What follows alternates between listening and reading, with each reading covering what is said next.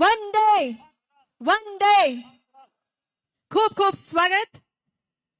જેમની કુશળતા, દૂરંદેશી અને નિડરતાને કારણે આજે દેશની એકતા, અખંડિતતા અને સમૃદ્ધિમાં ઉત્તરોત્તર વૃદ્ધિ થઈ રહી છે. દેશને સુરક્ષા કવચ આપતા સક્ષમ નેતૃત્વ જેઓ પૂરું પાડે છે તેવા માનનીય કેન્દ્રીય ગૃહ અને સહકાર મંત્રી શ્રી અમિતભાઈ શાહનું ખૂબ ખૂબ સ્વાગત. ફરી એકવાર જોરદાર તાળીઓથી આપણે સ્વાગત કરીએ માનનીય કેન્દ્રીય ગૃહ અને સહકારિતા મંત્રીશ્રીનું, માનનીય મુખ્યમંત્રી શ્રી ભૂપેન્દ્રભાઈ પટેલનું, માનનીય સહકાર રાજ્યમંત્રી શ્રી જગદીશભાઈ વિશ્વકર્માનું અને સર્વે સહકારી આગેવાનો અને મંચસ્થ મહાનુભાવોનું હૃદયથી સ્વાગત. દેશને વિકસિત કરવા અને સાથે સુરક્ષિત રાખવા, દુશ્મનને પરાસ્ત કરવા અને જનજનના હૈયાને આશ્વસ્ત કરવા આજે દેશને સાંપડ્યું છે આ ઉત્કૃષ્ટ નેતૃત્વ. માનનીય વડાપ્રધાન શ્રી નરેન્દ્રભાઈ મોદીજી અને ગૃહ અને સહકાર મંત્રી શ્રી અમિતભાઈ શાહની આગેવાનીમાં આજે ભારતનો વિશ્વ ફલક પર નવા દ્રષ્ટિકોણ સાથે સશક્ત ભારતનો નવોદય થયો છે. નમસ્કાર. આંતરરાષ્ટ્રીય સહકારિતા વર્ષ 2025ની ઉજવણી જ્યારે વિશ્વ કરી રહ્યું છે ત્યારે સહકારિતાનું ઉત્કૃષ્ટ ઉદાહરણ અને સહકારિતાથી સમૃદ્ધિના સોપાનને રેખાંકિત કરતું આપણા દેશનું, આપણા ગુજરાતનું સહકારી માળખું વિકસિત ભારતના નિર્માણમાં પણ મહત્વની ભૂમિકા ભજવે છે. સહકારિતાના સાફલ્યને પ્રતિબિંબિત કરતા આજના આ મહામૂલા સંમેલનમાં સૌને આવકારીએ છીએ. દીપ જ્યોત એ વિકાસ અને સમૃદ્ધિનું પ્રતીક છે. ત્યારે વિનંતી કરીશું માનનીય કેન્દ્રીય ગૃહ અને સહકારિતા મંત્રીશ્રી તથા માનવંતા મહાનુભાવોને દીપ પ્રજ્વલન થકી આ અવસરનો મંગળ પ્રારંભ કરશો.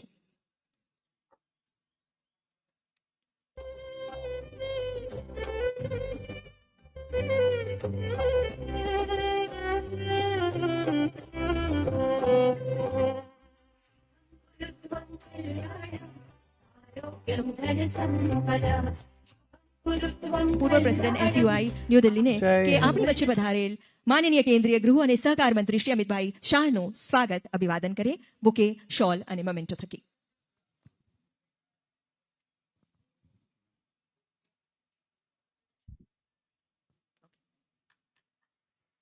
આવો આપણે પણ સૌ ખૂબ ખૂબ તાળીઓથી જોડાઈએ આ સ્વાગત વિધિમાં. ખૂબ ખૂબ તાળીઓથી આવકારીએ માનનીય કેન્દ્રીય ગૃહ અને સહકારિતા મંત્રીશ્રીને. સહકારનો પ્રચંડ નાદ આપણી તાળીઓમાં ઝળકવો જોઈએ. ખૂબ ખૂબ તાળીઓથી આવકારીએ. હૃદયથી સ્વાગત, અભિવાદન. અને હવે રાજ્ય કક્ષાની સહકારી સંસ્થાના ચેરમેનશ્રીઓ દ્વારા વિશાળ ફૂલહારથી માનનીય કેન્દ્રીય ગૃહ અને સહકારિતા મંત્રીશ્રીનું સ્વાગત અભિવાદન થશે. અમિતભાઈ શાહને આવો હૃદયના ઉમળકાથી ખૂબ ખૂબ તાળીઓથી આમંત્રિત કરીએ આપના માર્ગદર્શન માટે.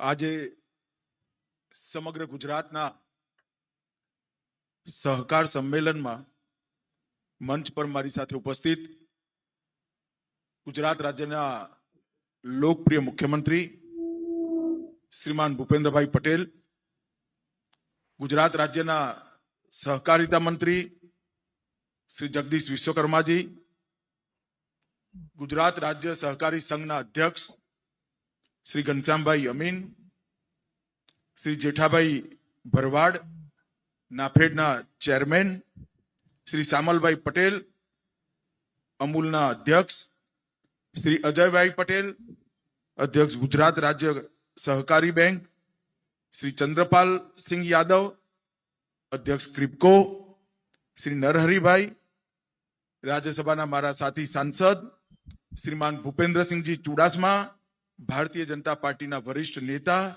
શ્રી માનસિંહભાઈ પટેલ, શ્રી ડોલરરાય કોટેચા, શ્રી જ્યોતિન્દ્રભાઈ મહેતા, શ્રી બિપિનભાઈ પટેલ, શ્રી રવિન્દ્ર રાણા અને આજે ગુજરાતભરમાંથી આ સાયન્સ સિટીના હોલમાં સહકારિતા સંમેલનમાં ઉપસ્થિત સૌ સહકારી આગેવાનોને મારા નમસ્કાર આપ સૌનું સ્વાગત કરું છું.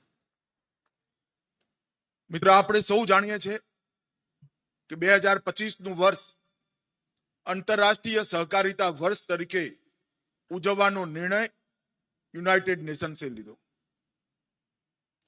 અને સહકારિતા સમગ્ર વિશ્વની અંદર આજે એટલી જ પ્રાસંગિક છે જેટલી 1900ની સાલમાં.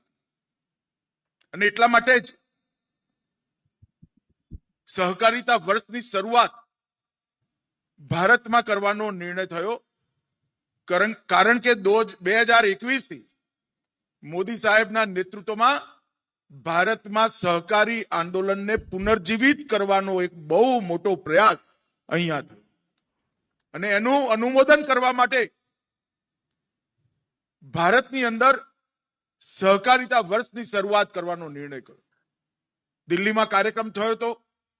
તમારામાંથી ઘણા બધા સહકારી આગેવાનો ઉપસ્થિત પણ હશે. દેશના વડાપ્રધાન નરેન્દ્રભાઈએ એ કાર્યક્રમનું ઉદ્ઘાટન કર્યું અને સહકારથી સમૃદ્ધિ અને વિકસિત ભારતમાં સહકારિતાની ભૂમિકા એ બંને સૂત્રો એમને દેશના સહકારી નેતાઓની સામે રાખ્યા. એના અંતર્ગત જ આજે ગુજરાતની અંદર આ સહકારિતા સંમેલનનું આયોજન થયું છે. મિત્રો, આગળના વક્તાઓએ 21 થી લઈ 25 સુધી સહકારી ક્ષેત્રમાં જે બદલાવ થયા, જે પરિવર્તનો થયા એની વાત તમારી સામે મૂકી છે. પરંતુ આ પરિવર્તનો નીચે સુધી ના પહોંચાડીએ, આ પરિવર્તનો પેક્સ અને પેક્સના મેમ્બર અને ખેડૂત સુધી ના પહોંચે તો આ પરિવર્તનો પણ સહકારી ક્ષેત્રને મજબૂત નહીં કરી શકે.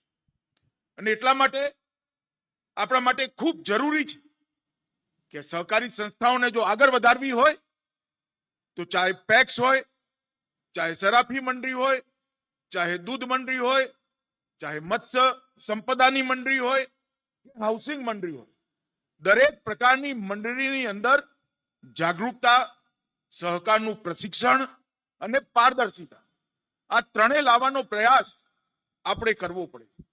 અને ભારત સરકારના સહકાર વિભાગે સહકારિતા વર્ષનું લક્ષ્ય એ જ રાખ્યું. અને એટલા માટે સાયન્સ ઓફ કોઓપરેશન અને સાયન્સ ઇન કોઓપરેશન, સહકારિતાના વિજ્ઞાનને પુનર્જીવિત કરવું, આધુનિક બનાવવું અને વિજ્ઞાનનો સહકારિતામાં ઉપયોગ કરવો, ટેકનોલોજીનો ઉપયોગ કરવો, બંને પર ભારત સરકારે ભાર મૂક્યો છે. અને મિત્રો, આપણી જવાબદારી છે કે આઝાદીના આંદોલન વખતે ઊભી થયેલી આ સહકારી ચળવળ 75 વર્ષની આઝાદીમાં એક પ્રકારથી લકવાગ્રસ્ત. દેશના સહકારી નકશા પર નજર રાખીએ તો દેશના ખૂબ મોટા ભાગ ઉપરથી સહકારિતા આંદોલન સમાપ્ત. ગુજરાતને એની બહુ અસર નથી થઈ, પરંતુ ગુજરાતના સહકારી નેતાઓની એ જવાબદારી છે કે આ સહકારી આંદોલન સિમેટ્રિક બને, એનો સમ વિકાસ થાય. દરેક જિલ્લો, દરેક રાજ્ય સહકારિતા આંદોલનથી યુક્ત બને. દરેક રાજ્યમાં પ્રાથમિક મંડળીઓની સ્થિતિ સુધરે અને પ્રાથમિક મંડળીઓના માધ્યમથી જિલ્લા કક્ષાની સંસ્થાઓ મજબૂત થાય અને જિલ્લા કક્ષાની સંસ્થાઓના માધ્યમથી રાજ્ય અને રાષ્ટ્રીય સ્તરનું સહકારી માળખું ખૂબ મજબૂત થાય. એટલા માટે વર્ષોથી ત્રિસ્તરીય સહકારી માળખાની કલ્પના હતી, એમાં આપણે ચતુસ્તરીય સહકારી માળખાની કલ્પના ઉમેરી છે. સહકારી માળખાની દરેક પ્રકારની સહકારી ગતિવિધિની રાષ્ટ્રીય સંસ્થાને મજબૂત કરવી, રાજ્યની સંસ્થાને મજબૂત કરવી, જિલ્લાની સંસ્થાને મજબૂત કરવી અને દરેક ક્ષેત્રની પ્રાથમિક મંડળીઓને પણ મજબૂત કરી સમગ્ર સહકારી માળખું સમગ્ર દેશમાં પહોંચાડવું. અને એના સિમેટ્રિક ડેવલપમેન્ટ માટે, સમ વિકાસ માટે આપણે આંતરરાષ્ટ્રીય સહકારી વર્ષનો ઉપયોગ કરવા માંગીએ છીએ. આ આખું અભિયાન 3 સ્તંભો પર આધારિત છે. સહકારિતાને શાસનની મુખ્ય ધારાનો હિસ્સો બનાવો, ટેકનિકના માધ્યમથી, ટેકનોલોજીના માધ્યમથી પારદર્શિતા, પ્રામાણિકતા સહકારી આંદોલનમાં ઉમેરવી અને વધુને વધુ નાગરિકોને સહકારી આંદોલન સાથે જોડવાની પ્રક્રિયા વેગવાન બનાવી. આ ત્રણેય સ્તંભ પર આ સહકારિતા વર્ષમાં કામ કરવાની જરૂર છે. અને એટલા માટે અનેક પ્રકારના ઇનિશિયેટિવ, લગભગ 57 ઇનિશિયેટિવ અત્યાર સુધીમાં ભારત સરકારના સહકાર વિભાગ દ્વારા લીધા છે.